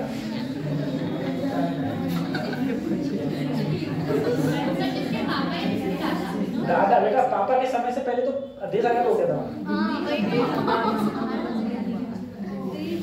स्वतंत्रता सेनानी होते हैं जिन्होंने स्वतंत्रता संग्राम में भाग लिया था, फ्रीडम फाइटर, अंग्रेजों के खिलाफ युद्ध लड़ा था, मतलब लड़ाई लड़ी थी, जेल गए थे। तो उनके लिए गवर्नमेंट बाकायदा पेंशन देती, ठीक है। और पेंशन के साथ में उनको कार्ड बना हुआ है, तो उनके पीढ़ी को फायदा होता है इसका रिजर्वेशन। जैसे हर प्रकार का रिजर्वेशन होता है ना, एससी के लिए रिजर्वेशन, ओबीसी, पीडब्ल्यूडी, ठीक है, ब्लाइंड, ये सब रिजर्वेशन उसी प्रकार से एक फ्रीडम फाइटर का रिजर्वेशन होता है। चलो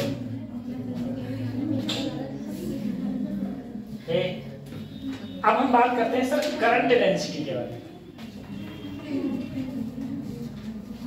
देखो बच्चों, मान लो एक पाइप है मेरे पास, एक पाइप से करंट फ्लो हो रहा है, ठीक है। ये किसी वायर से मेरा करंट फ्लो हो रहा है, ठीक है।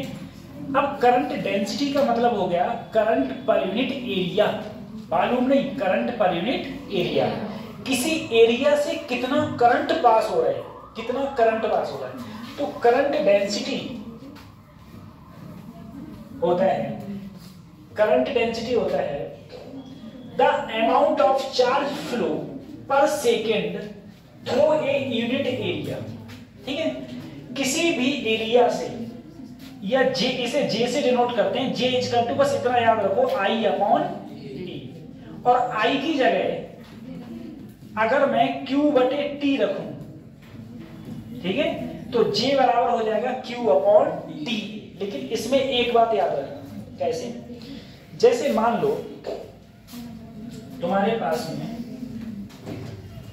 बहुत हर चीज क्या, जैसे मान लो मेरे पास ऐसा एरिया है, ठीक है, करंट ऐसे पास हो रहा है, करंट ऐसे पास हो रहा है, मैंने ये एरिया लिया है, तो करंट आई की वैल्यू अपॉन ये एरिया, ये क्या कहलाएगा, करंट डेंसिटी, करंट डेंसिटी। अब क्या हुआ, मैंने इस एरिया को, लेकिन ध्यान रखना जो एरिया लिया जाता है ना, वो मैंने नीचे लिखा भी है, एरिया जो लिया जाएगा वो एरिया हमेशा एंगल के साथ लिया जाएगा। जैसे मान लो अभी ये एरिया ऐसे है, करंट मेरा ऐसे जा रहा है, तो इस एरिया का नॉर्मल इधर होगा और करंट भी इधर, दोनों के बीच में एंगल क्या हो गया, 0 डिग्री। क्या हो गया, 0। देखो ये है इसका एरिया, ये एरिया हो गया इसका, देखो करंट ऐसे जा रहा है, तो ये क्या हो गया, एरिया, इसका नॉर्मल इधर और करंट भी इधर, दोनों के बीच में एंगल क्या हो गया, 90 डिग्री, वो 0 डिग्री, कितना हो गया, 0 डिग्री। तो वहां पर अब cos 0 की वैल्यू क्या होती है, 1, तो इसीलिए मैंने सिर्फ ए ले लिया है। लेकिन यदि ये जो एरिया है वो कुछ ऐसा हो, तिरछा हो गया हल्का सा, ठीक है, अब देखो ऐसा तिरछा है, एरिया तिरछा है, अब करंट जा रहा है ऐसे, करंट जा रहा है ऐसे, तो ये जो सरफेस है इसका नॉर्मल लूंगा मैं, इसका क्या लूंगा, नॉर्मल। तो उसका नॉर्मल जो होगा, जैसे मान लो ये हल्का ऐसा तिरछा है, ठीक है, अब करंट तो जा रहा है ऐसे सीधे, लेकिन इस सरफेस का नॉर्मल कुछ इधर हो जाएगा, तो इसके बीच में जो एंगल होगा, बीच में जो एंगल होगा, ठीक है, वो एंगल लिया जाएगा थीटा, हमेशा नॉर्मल से एंगल लिया जाएगा, एंगल हमेशा नॉर्मल से लिया जाएगा करंट डेंसिटी। तो अगर देखो, अगर ये बेटा बिल्कुल सीधा है, ये ऐसे बिल्कुल सीधा है, तो एरिया जो इसका एरिया होगा उसकी डायरेक्शन भी इधर और करंट की डायरेक्शन भी इधर, तो दोनों के बीच में एंगल क्या है, 0, एंगल 0, तो cos 0 की वैल्यू 1। लेकिन अगर एरिया मेरा थोड़ा सा झुक गया, थोड़ा सा झुक गया, करंट तो मेरा इधर ही है, लेकिन इसका एरिया का नॉर्मल कहां हो गया, इधर, तो दोनों के बीच में एंगल क्या आ गया, थीटा। तो उस कंडीशन में मेरी करंट डेंसिटी का formula current per unit area, लेकिन किसके साथ में, एंगल के साथ में, ठीक है। तो J बराबर होता है I अपॉन A, J बराबर, अभी बहुत जगह ये यूज होगा, J बराबर I अपॉन A। बेटा अगर करंट डेंसिटी की मैं यूनिट देखूं, I क्या होता है, एम्पियर, एरिया क्या होता है, मीटर स्क्वायर, मीटर, एंगल कोई यूनिट नहीं होती, एंगल की कोई यूनिट नहीं होती, ठीक है। अब देखो अगर मैं इसकी तिरछी गुणा करूं तो I बराबर क्या हो जाएगा, JA cos, तुम्हें पता है अगर मैं cos थीटा खत्म करूंगा तो क्या आ जाएगा, J dot A, J dot A, ठीक है। तो I बराबर क्या हो जाता है, J डॉट A, या फिर J बराबर I अपॉन A, जहां J जो होता है वो होता है करंट डेंसिटी, J होती है, वो होती है करंट डेंसिटी।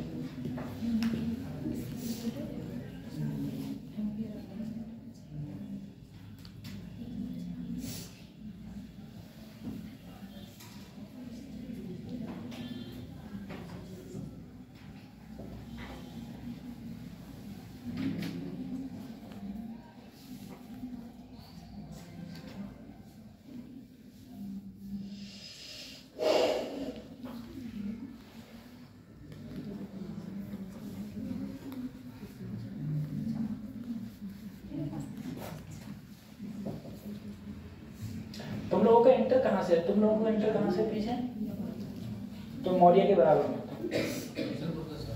कौन सा स्कूल, तो अच्छा स्कूल है, और आपका कहां से है? आपका ये कहां है? टिकरी। टिकरी कहां पर है ये? अच्छा बरगड़ा साहब है टिकरी। वहां से डेली आते हो क्या आप? बीसलपुर से? बरगड़ा। अच्छा बरगड़ा रहने वाले बरगड़ा के। और आपका कहां से? पीछे, उससे पीछे आप बराबर। इंटर कहां से आपका? कोई लड़िया। एक मिनट, कोई लड़िया तो उधर पड़ता है नवाबगंज साइड पे। कोई लड़िया में कौन सा स्कूल है? अच्छा एसएसटी से है वो। नहर किनारे ही है स्कूल, नहर के सामने ही है। और आपका कहां से? अच्छा 11 में ड्रमंड से। चला जो भी बच्चे जनरल के हैं तो वो अगर उनका ईडब्ल्यूएस बनते तो ईडब्ल्यूएस बनवा लें, ठीक है। और दूसरी बात बेटा ध्यान रखना, अगर तुम अपने फादर से कहोगे ईडब्ल्यूएस बनवा दें, आपके फादर किससे कांटेक्ट करेंगे? लेखपाल से।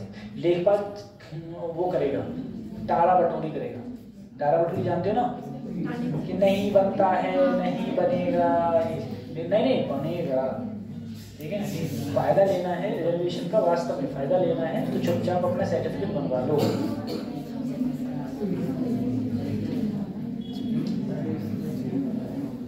लास्ट ईयर एक लड़की के साथ ऐसा हुआ था कि उसकी परसेंटाइल थी 92 कुछ पॉइंट परसेंटाइल थी उसकी। मेंस की बात कर रहा हूँ। जैसे कास्ट सर्टिफिकेट बनता है सभी का, सबसे पूछो कास्ट सर्टिफिकेट तुम्हारा कैसे बनता है? ऐसे बनता है, कैफे बन जाएगा। लेकिन लेखपाल के हाथ में होता है, लेखपाल तुम्हारा जो एरिया का होगा वो, ठीक है। जो जनरल कम्युनिटी है उनकी बात कर। चलो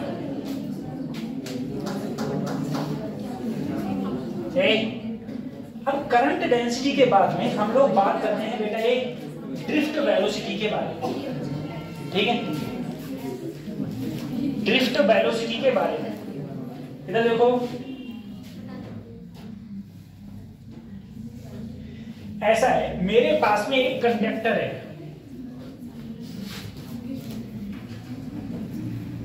सोचो मेरे पास बच्चों एक कंडक्टर है।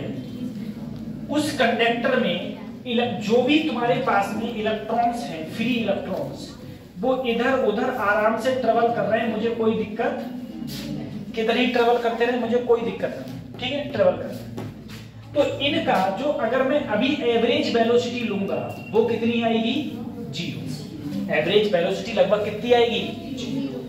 क्यों? क्योंकि इनकी कोई डायरेक्शन है ही नहीं। लेकिन अगर मैंने इसी कंडक्टर को एक बैटरी से जोड़ दिया, पॉजिटिव और एक बैटरी से जोड़ दिया, जैसे ही मैंने बैटरी से जोड़ा तो इधर क्या आ गया? पॉजिटिव, और इधर क्या आ गया? तुरंत क्या होगा? जितने भी इलेक्ट्रॉन्स होंगे सारे की सारे इधर की ओर भागने लगेंगे, सारे के सारे इलेक्ट्रॉन इधर भागेंगे। मान लो मेरे पास पहला इलेक्ट्रॉन है जिसकी वेलोसिटी क्या मान ली? v1, दूसरा इलेक्ट्रॉन v2, तीसरा इलेक्ट्रॉन, ऐसे ही n वाले की, ठीक है। बहुत सारे इलेक्ट्रॉन होंगे और सारे की सारे नेगेटिव से कहां भागेंगे? पॉजिटिव की ओर। तो अगर मैं इनकी एवरेज वेलोसिटी लूं, ठीक है, वो क्या आएगी? v1 प्लस v2, सबको जोड़ता चला जाऊं और जितने हैं उतने से क्या कर दूं? भाग। तो ये मेरी क्या आएगी? Average velocity. तो जो ये एवरेज वेलोसिटी है इसको ही हम लोग क्या बोलते हैं? Drift velocity. समझे? इलेक्ट्रॉन्स थे, इलेक्ट्रॉन नेगेटिव से कहां भागे? पॉजिटिव पर। पहले इलेक्ट्रॉन की वेलोसिटी v1, दूसरे की v2, v3, ऐसे है bn। अगर मैं इन सब का एवरेज लूं तो b1 b2 b3 dot dot dot plus bn upon n। अगर मैं इन सब का एवरेज लेता हूं तो वही एवरेज वेलोसिटी क्या कहलाएगी? मेरी ड्रिफ्ट वेलोसिटी। तो इसमें कहा गया है the average velocity with which the free electrons in a conductor get drift towards the positive and, ठीक है, पॉजिटिव एंड की तरफ क्या हो जाते हैं, ड्रिफ्ट हो जाते हैं। In the influence of electric field applied, इनके बीच में क्या लगा है, इलेक्ट्रिक फील्ड लगा है। तब जो वेलोसिटी होती है वो, जब हम लोगों ने इन सबको सॉल्व किया तो हमारी बीडी का फार्मूला आया ई टाउ अपॉन एन।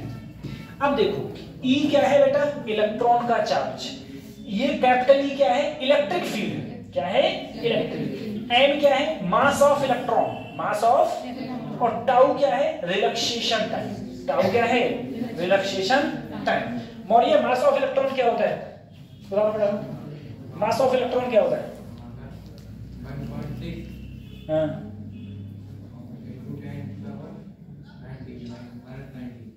ये एम होता है, ये तो ई होता है, एम पूछा है, मास ऑफ इलेक्ट्रॉन।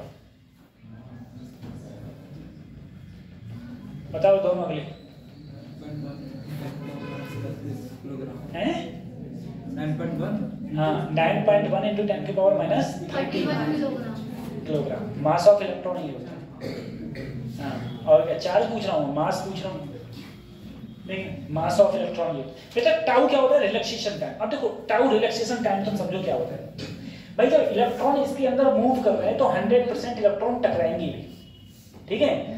तो मान लो एक इलेक्ट्रॉन था वो टकराया, पहले टकराया, फिर दोबारा फिर टकराया, फिर दोबारा फिर टकराया, ठीक है। तो ये जो टकरा रहा है एक टक्कर से लगातार एक टक्कर से दूसरे टक्कर की जो बीच में जो समय लगता है उसका एवरेज ही क्या कहलाएगा, रिलैक्सेशन टाइम। जैसे मान लो मैंने कहा कि एक बंदा है वो इस कमरे में तुमने बंद कर दिया है, और भी बंदे हैं वो भी दौड़ रहे हैं और वो भी दौड़ रहे हैं। तो एक बंदा पहले टकराया 2 सेकंड में, फिर टकराया 1 सेकंड में, फिर टकराया 3 सेकंड में, फिर टकराया 5 सेकंड में। तो तुम क्या करो, जितनी बार ये टकरा रहा है ना, जितने टाइम बाद टकरा रहा है उस सारे की सारे टाइमों को ऐड कर दो, ठीक है, अपॉन जितनी बार टकराया उससे क्या कर दो, भाग। तो जो वो टाइम आएगा उसे क्या बोलेंगे, रिलैक्सेशन टाइम, ठीक है, रिलैक्सेशन टाइम। तो ऐसे ही इलेक्ट्रॉन जो होता है, इलेक्ट्रॉन भी तुम्हारा टकराता रहता है, ठीक है। तो हाँ, तो इसमें ये भी कह सकते हैं, हिंदी में बोलेंगे दो क्रमागत टक्करों के बीच में एवरेज को क्या बोलेंगे, औसत। 2 क्रमागत टक्करों के बीच में जो औसत समय है, ठीक है, उसको हम लोग क्या बोलते हैं, विश्रांति काल। क्या बोलते हैं, विश्रांति काल, रिलैक्सेशन टाइम, ठीक है, विश्रांति काल बोलते हैं, विश्रांति काल, रिलैक्सेशन टाइम बोलते हैं, ठीक। तो ये होता है मेरा ड्रिफ्ट वेलोसिटी। बेटा ये फार्मूला याद कर लेना खाली, e tau upon m, e tau upon m, e tau upon m, ठीक है, small e capital e tau upon m, ठीक। रफ कर दिया है ना, कोई नहीं। अब देखो रिलैक्सेशन टाइम जो मैंने अभी बताया था कतई वही है, ठीक है बेटा। समय बराबर क्या होता है, दूरी बटी 4। अब मीन फ्री पाथ देखो, मीन फ्री पाथ क्या है, एक बात समझो। मान लो मेरे पास में ऐसा कोई एक डिब्बा है, एक चीज, एक कोई एटम यहां चला, यहां तक गया, टकरा गया, फिर यहां गया, फिर टकरा गया, फिर यहां गया, फिर टकरा गया, फिर यहां गया, फिर टकरा गया। तो ये जो दूरी है इसे हम क्या बोलेंगे, मीन फ्री पाथ। क्या बोलेंगे, मीन फ्री पाथ। तो ये सबका एवरेज कहलाता है लैम्डा, और जिस वेलोसिटी से चलता है उसे क्या बोलेंगे, VRMS। तो समय बराबर क्या हो जाएगा, दूरी बटे 4। ये लैम्डा क्या है, mean free path. Mean free path क्या है, दूरी है। मीन फ्री पाथ क्या है, दूरी है, ठीक है। अच्छा एक बात समझो हम लोग जरा, मैंने कहा ये कमरा है मेरे पास में, इस कमरे में तुम बहुत सारे लोग, ठीक है। मान लो गर्ल्स को अपन ने बाहर कर दिया है ना, अब बॉयज को अपन ने कमरे में छोड़ दिया, तुम लोग कम भी हो, है ना। अब मैंने कहा रुकना नहीं है किसी को, जो रुका उसके कोड़ा पड़ेगा, ठीक है। और आंखों पे बांधी पट्टी, आंखों पे क्या बांधी, पट्टी, दिखे नहीं कतई, और रुकना नहीं है और पूरी ताकत से भाग रहे हो, ठीक है। तो मान लो तुम एक से टकराए, फिर जाके दूसरे से टकराए, तो एक से टकराने में जो तुमने दूरी चली वो मान लिया लैम्डा 1, फिर दोबारा टकरा गए वो दूरी मान ली लैम्डा 2, फिर टकरा गए लैम्डा 3। ठीक है, तो इन सब का अगर तुम औसत निकालोगे तो उसे क्या बोलेंगे हम, मीन फ्री पाथ। और जिस वेग से दौड़ रहे हो वो वेग अगर, तो क्या हो जाएगा, पाथ बटे मतलब दूरी बटे समय, यही क्या आ जाएगा, रिलैक्सेशन टाइम। और रिलैक्सेशन टाइम को तुम ऐसे भी समझ सकते हो, एक बंदा अभी टकराया, फिर दूसरे से टकराया, फिर तीसरे से टकराया, तो जो टकराने के बीच में जो समय लग रहा है ना, इस समय का अगर तुम एवरेज कर दोगे तो वो एवरेज भी क्या कहलाता है, तुम्हारा रिलैक्सेशन टाइम कहलाता है। ठीक है, तो देखो, as free electrons move in a conductor, they continuously collide with positive ions.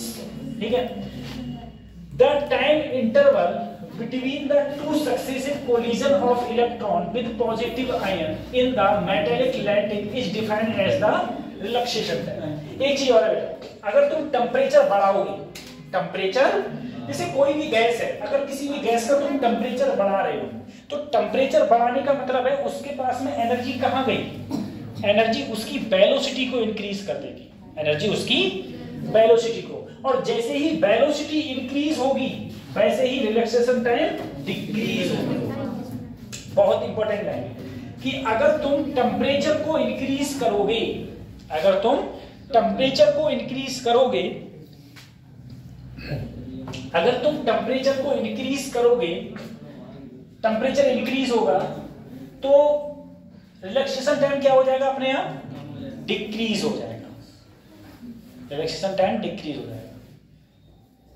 बस्ता बंद मत करो, तुम ही लोगों की वजह से लेट हुए हैं।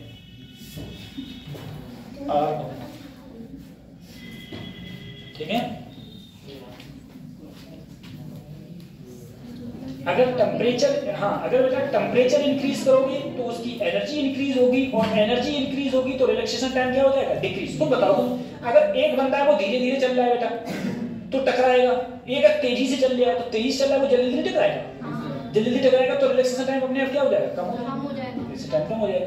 तो अगर वेलोसिटी, अगर किसी का टेम्परेचर इंक्रीज कर दोगे तो उसकी वेलोसिटी भी इंक्रीज हो जाती है, और वेलोसिटी इंक्रीज होने से क्या होता है कि उसका, हाँ, रिलैक्सेशन टाइम अपने आप क्या हो जाएगा, डिक्रीज। तो सबसे पहले मैंने ड्रिफ्ट वेलोसिटी का फार्मूला देखा। ड्रिफ्ट वेलोसिटी का फार्मूला होता है ई tau upon m, e tau upon M. सीधे एक रिलेशन जो बहुत बार पूछा गया है और पूछा जाएगा बहुत बार, अगले भी इसका बहुत यूज हुआ है। अच्छा, मोबिलिटी आ गई, मोबिलिटी, ठीक है, ये क्वेश्चन पूछा जाता है मोबिलिटी का। बेटा मोबिलिटी म्यू, म्यू बराबर होता है vd upon e, vd upon drift velocity per unit electric field is called mobility of electron. अब तुम बताओ बीडी का फार्मूला, अभी तुम बोले ई टाउ अपॉन, अगर मैं बीडी की जगह यहां पर रख दिया ई टाउ अपॉन, और उसके नीचे क्या है ई से ई, तो मोबिलिटी मेरी आई ई टाउ अपॉन एम। मोबिलिटी के दो फार्मूला हैं, अगर मुझे ड्रिफ्ट वेलोसिटी और इलेक्ट्रिक फील्ड पता है तो मैं ये लिखाऊंगा, अगर मुझे खाली रिलैक्सेशन टाइम बताओ, सिर्फ रिलैक्सेशन टाइम, ठीक है, रिलैक्सेशन टाइम मुझे पता हो तो म्यू इक्वल टू ई, तुम सबको पता है 1.6 इंटू 10 की पावर माइनस 19, एम सबको पता है 9.1 इंटू 10 की पावर माइनस 31, और टाउ की वैल्यू पता हो तो मैं क्या निकाल सकता हूं, मोबिलिटी निकाल सकता हूं। क्या निकाल सकता हूं, मोबिलिटी। ठीक है, मोबिलिटी। अच्छा सर, ये इसकी यूनिट बता सकते हो कोई? बेटा बीडी ये होता है मीटर पर सेकंड, मीटर पर सेकंड। ई क्या होता है बेटा, न्यूटन पर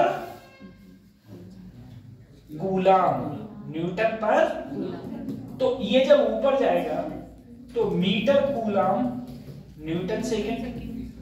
ठीक है, और ज्यादा करो न्यूटन को तोड़ लो तो मीटर भी कट जाएगा, न्यूटन को तोड़ लो तो मीटर भी कट जाएगा।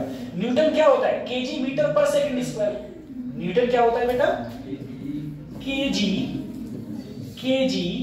मीटर प्रति सेकंड स्क्वायर, और यहां पर भी क्या है, सेकंड। मीटर से मीटर गया, एक सेकंड से ये गया तो ये गया ऊपर, तो ये हो गया कूलम सेकंड पर केजी, कूलाम सेकेंड पर केजी। ठीक है, ये यूनिट बनाना आना चाहिए तुम लोगों को।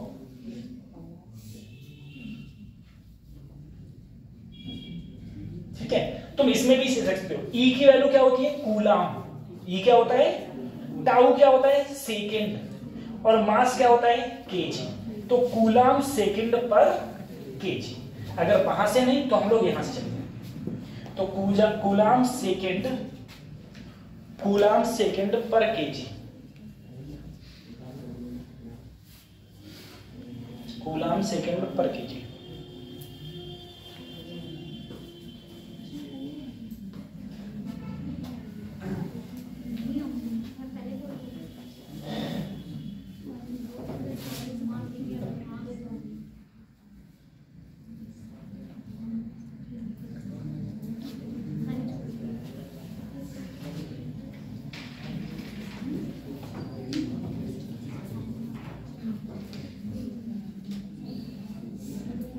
संडे को टेस्ट किस चीज का है? फिजिक्स में इलेक्ट्रोस्टैटिक्स है। ठीक है, और इलेक्ट्रोस्टैटिक्स तुम्हारा कंप्लीट हो भी गया है। ठीक है, अब कल अपन पता है कल अपन तुमसे इलेक्ट्रोस्टैटिक्स के फार्मूला सुनेगा। ठीक है, मैं एक एक करके मैं कुछ ही लोगों से सुनूंगा। ठीक है, मैं कहूंगा बताओ सुनाओ, मैं जो फार्मूला बताऊंगा वो फार्मूला आपको बताना पड़ेगा इलेक्ट्रोस्टैटिक्स का, है ना? चलो ठीक है, पूरी इलेक्ट्रोस्टैटिक्स खत्म हो गई। जितने फार्मूले लिखवाए सारे बताओ।